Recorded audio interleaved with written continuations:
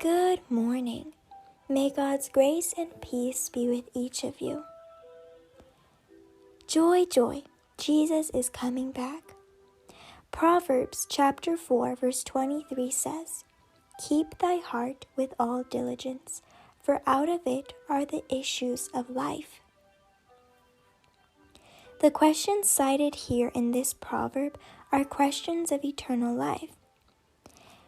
Again, based on the meditation in heavenly places, let's understand a little more about this subject.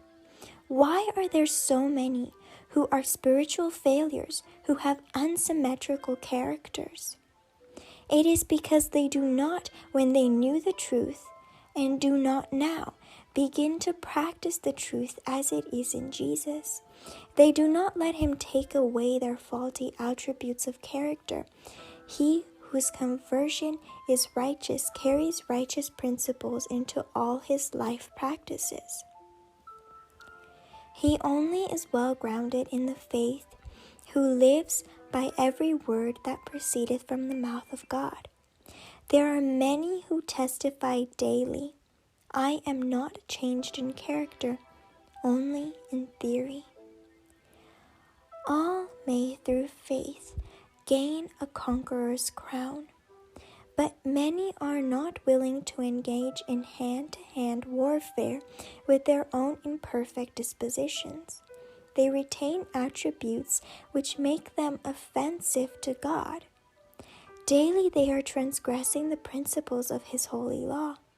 If all would only learn the simple lesson that they must take and wear the yoke of Christ and learn of the great teacher his meekness and lowliness of heart, they would better fulfill their covenant to love God supremely and their neighbor as themselves.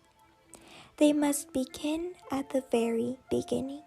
Christ says, "Take my yoke of restraint and obedience upon you, and learn of me." The heart will then be made right with God through the creative power of Christ.